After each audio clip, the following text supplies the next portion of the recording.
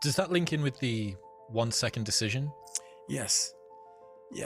So the 1 second decision is, I had to live through that 1 second decision several times during this race. So this race took me 100 and some hours, okay? And this is what people don't get. For you to finish that race, even though I DNF'd, I still finished in the time. So there's a lot of pride in that. If you're 100 and some odd hours, let me use Hell Week. This is a perfect example. Hell Week's 130 hours. And 130 hours is a lot of seconds. A lot of fucking seconds. And if you lose, let's say you win every second but one, you lost. It only takes 1 second for you to lose the whole thing. So the 1 second decision is just that. You're in a situation where life is sucking. Let's say you're in extreme cold water and your life is flashing before your eyes. Every time that wave goes over your head, your thought process is, I gotta get the fuck out of this water. And you're in Hell Week. And you're hour one of 130 fucking hours. It's all fun and games, okay? Because at the beginning of Hell Week, the guns are going off. It's like a pep rally. So you're fucking hyped up.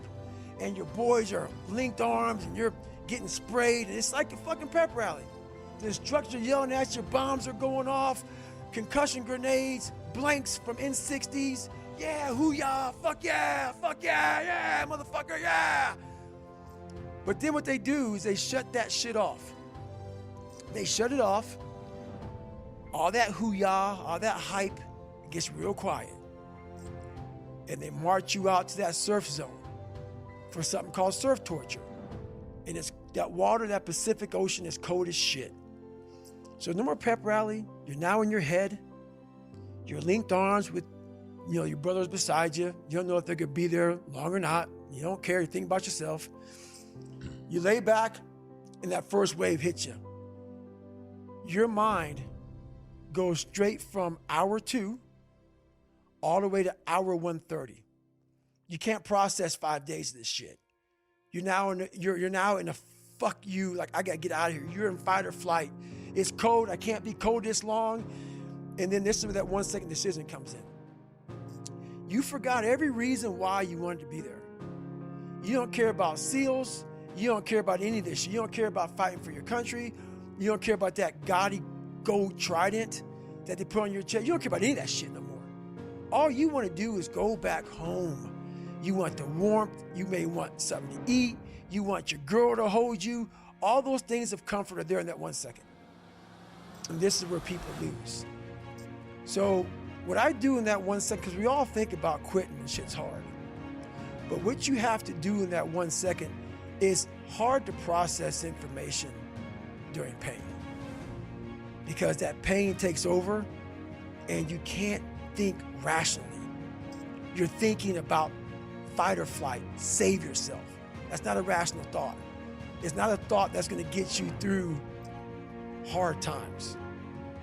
Most people fail that 1 second. So what happens, what I do in that 1 second, and there's a bigger process to all this, but in that 1 second, I physically stayed in that water. Because if I get out of the water, I quit.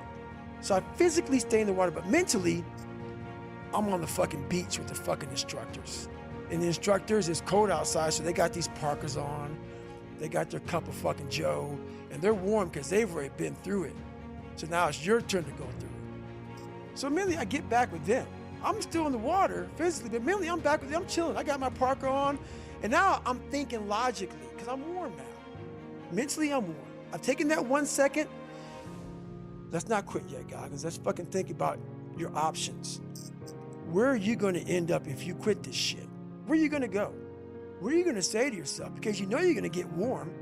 The second you get out of this water, you're going to take a shower, and you're going to be warm. And in 5 days, you could be out. So I start thinking logically. I calm my brain down because your brain just wants to get the fuck out. Ring the bell, put your helmet down, get warm, and then you're really fucked. And these are the things you have to think about in the 1 second decision. So that's what that's all about. It's about gaining control of your mind, putting things back in the proper perspective, and then saying, I really do want to be here, and I'm going to have a bunch of these 1 seconds through this 130-hour journey.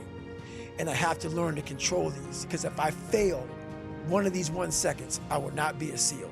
I will not be a doctor. I will not be a lawyer. I will not be whatever the fuck it is. So that's how important that 1 second decision is. It's all about your mind takes control of you. You have to say, fuck you, I run this motherfucker.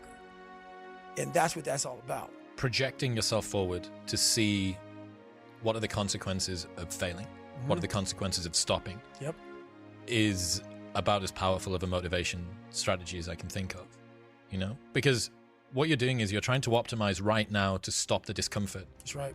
But what you're going to pay for that in is shame and guilt and regret long term. That's right. So what you need to be able to do is bundle all of that up that is as yet unfelt, but will last for way, way, way longer. You know, the future is much longer than now. That's right. The future is going to extend out up until the day that you die, and the now is just for now. And even 130 hours is just 130 hours. That's right. And you get to look back, and do you look back with pride and glory, or do you look back with shame and guilt? That's it. That's the 1 second. You just summarized it right there.